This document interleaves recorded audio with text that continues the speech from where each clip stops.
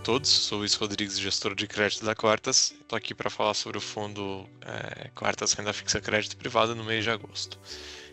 Então, o fundo Quartas CP fechou o mês aí com uma performance de 0,97%, equivalente a 112,3% CDI, acumulando no ano uma alta de 8,24%, equivalente a 116,12% do CDI. Então a gente consegue ver que o mês de agosto foi de novo um mês positivo, um pouco mais aí alinhado com o que a gente acredita ser uma média mais sustentável para o fundo, né? Lembrando que a gente veio aí de uns meses de julho, junho e maio foram bastante fortes. Esse mês foi um pouco mais forte do que a gente imagina, mas já um pouco mais alinhado aí com o que a gente imagina que seja a performance de médio prazo.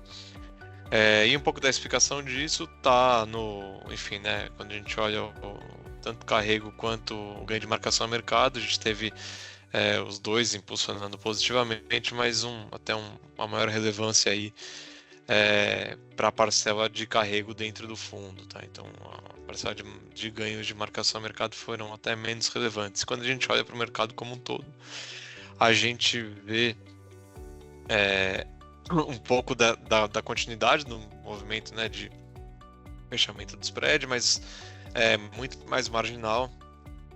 Aí já em linha com os últimos meses, mas aqueles outros papéis, né, que tiveram uma performance muito forte, né, então aqueles papéis mais outliers que tinham uma performance um pouco mais fortes, não impulsionaram tanto no mês de agosto. Então, ficando um pouco mais equilibrado, o mercado continua, enfim, as marcações continuam ajudando, mas com uma dinâmica um pouco mais fraca. Aí quando a gente olha para o valuation, a gente acredita que o valuation continua em território positivo, né? Então vale aquele cenário, né, de muitas empresas pouco alavancadas, enfim, coisas do tipo. Mas aqui acho que vale um ponto mais de atenção, que é a questão daquelas empresas que estão mais alavancadas, né? Então a gente entende que tem alguns setores, algumas empresas que estão mais alavancadas, e todo aquele movimento de queda de juros vinha ajudando bastante essas empresas, né? A gente já, enfim, viu a interrupção disso há algum tempo, mas, enfim, essa possibilidade nova agora do momento de alta de juros pode trazer um pouco mais de atenção aí para alguns desses casos, né? Lembrando que as empresas que estão mais alavancadas, né, a despesa financeira acaba sendo pressionada quando a gente vê um movimento de juros um pouco mais significativo. Claro, acho que não é nada tão expressivo, mas a dinâmica se quebra um pouco para esse tipo de empresa. Ao passo que aqueles outros papéis, né, os papéis mais high grade, né, enfim, que estão aí mais tranquilos quanto à alavancagem, não devem ter grandes impactos quanto a isso, tá? Do ponto de vista do valuation, a gente segue aí em território neutro, tá? Acho que esse neutro a gente tem falado, né? Tem tanto um viés negativo quanto um viés positivo, então a gente vê muitos papéis que, no nosso entendimento, estão exagerados em prêmio, estão nos pagando pouco, e alguns outros papéis, né? Então, e aí principalmente papéis mais líquidos ou até desse universo de empresas um pouco menos óbvias que estão com uma boa rentabilidade, né? Um bom risco-retorno. E por fim o técnico, que continua positivo, tá? A gente entende que a performance dos fundos está muito boa, enfim, e até a dificuldade do mercado como um todo, né, dos outros mercados, continua a impulsionar aí o crédito, e até um movimento de alta de juros, né? Se não for um ciclo muito grande de alta de juros, tende aí a continuar trazendo, e a gente não acredita que seja um ciclo muito, muito grande, então tende a continuar trazendo fluxo para o crédito. Entrando um pouco mais no mês de agosto, a gente viu o mercado primário aos poucos recuperando, né? Então voltando aí à sua normalidade. Mas acho que aqui um pedaço importante a gente continua vendo muita coisa com prêmio baixo, né? Então assim, emissões aí de 5 anos pagando abaixo do CDI mais um, enfim, coisas do tipo.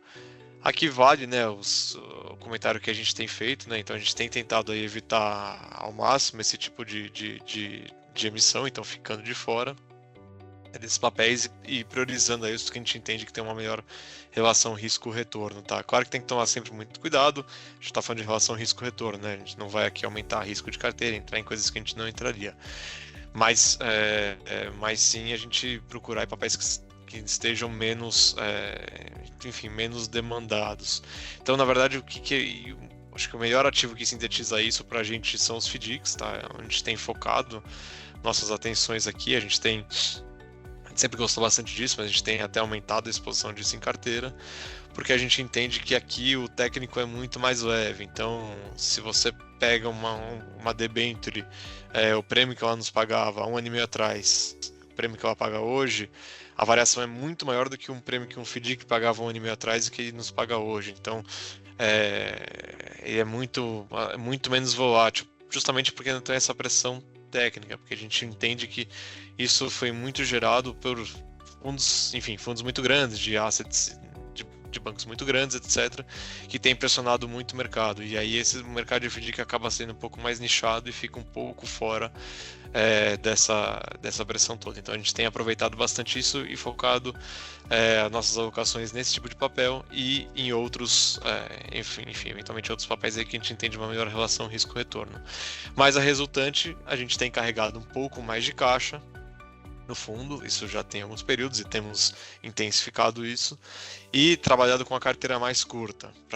Trabalhando com uma carteira mais curta, a gente abre menos mão de carrego e a gente fica com uma maleabilidade, né? Enfim, com uma possibilidade de uma eventual correção, a gente ter espaço para alongar a carteira e para alocar mais. Então é uma maneira da gente conseguir ser mais defensivo sem abrir mão de retorno. Então a gente tem mais caixa, procura alocações aí com maior risco-retorno e deixa a carteira um pouco mais curta. Prospectivamente aí para o ano de 2024 e para os próximos meses, a gente imagina que o ano seja um ano muito peste, né, como sendo um ano bastante bom. Então a gente não vê nenhum trigger aí para ter uma piora do mercado no curto prazo. Acho que não tem nada que vá nessa direção. Então deve se concretizar aí como um ano muito forte, abrindo espaço aí para que em 2025 a gente tenha um reequilíbrio, né, dessa questão de oferta e demanda e continue, enfim, a ter períodos positivos aí para a estratégia. Acho que do nosso lado é isso. Qualquer dúvida estamos à disposição.